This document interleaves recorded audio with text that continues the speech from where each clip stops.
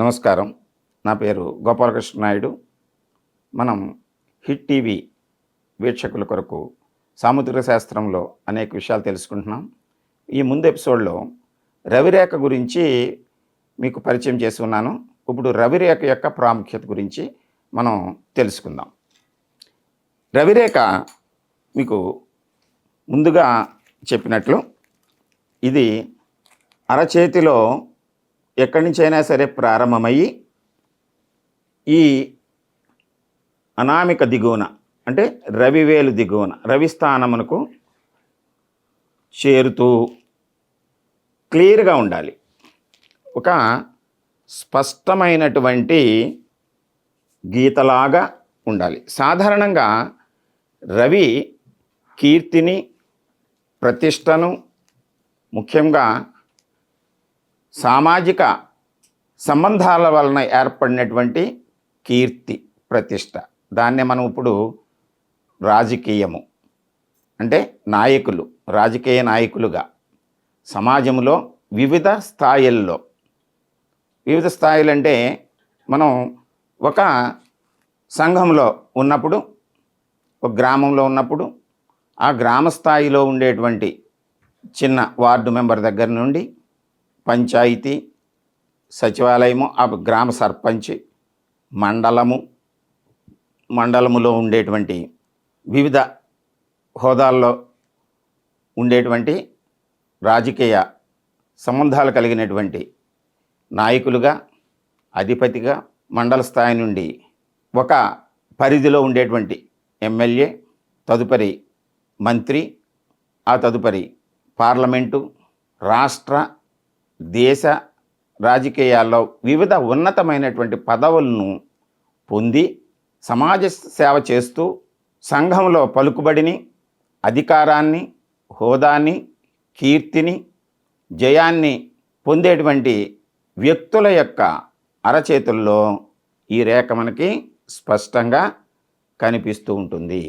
అయితే ఈ రేఖతోటి పాటు అరచేయి యొక్క స్వభావము, చర్మం యొక్క రంగు, మిగిలిన రేఖలను కూడా మనం పరిగణలోకి తీసుకోవాలి. ఈ అరచేతిలో ఈ రవి స్థానము చేరేటువంటి ఈ రవిరేఖ కొంతమందిలో హృదయరేఖ దాటిన తరువాత ఏర్పడుతూ కనబడుతూ ఉంటుంది. అంటే ఈ ప్రాంతంలో ఉంటే ఇది హృదయరేఖ అంటే 50 సంవత్సరాలు పైబడి తదుపరి జీవితము వరకు అక్కడ ఉంటే ఆ వ్యక్తి ఈ కీర్తిని, జయాన్ని, రవి వలన వచ్చేటువంటి ఆధిపత్యాన్ని 50 సంవత్సరాల తర్వాత అతను పొందే విధంగా మనం అన్వయించి చెప్పవచ్చు. కొంతమంది చేతుల్లో శిరోరేఖ దాటిన తరువాత అంటే 30 సంవత్సరాలు దాటిన దగ్గర నుండి అతనికి కీర్తి, పదవి, హోదా, వివిధ రంగాల్లో జయము కనిపించవచ్చు. కొంతమంది చేతుల్లో అరచే దిగువ భాగం నుంచి కూడా అంటే కంకణ రేఖ పై భాగం నుండి కూడా ఈ రవిరేఖ కనిపించవచ్చు. అంటే అటువంటి వ్యక్తులు స్వతసిద్ధంగానే ఉన్నతమైన, అధికారయుతమైన, ఆధిపత్యము కలిగినటువంటి కుటుంబాల్లో జన్మించి బాల్యము నుండి కూడా ఆ వరవడిని కొనసాగిస్తూ సమాజం ఎడల, వివిధ కళల ఎడల పేరు ప్రఖ్యాతులు పొందేటువంటి వివిధ రంగాల్లో సేవా కార్యక్రమాల్లో పాల్గొంటూ జీవితాన్ని కొనసాగిస్తూ ఉంటారు.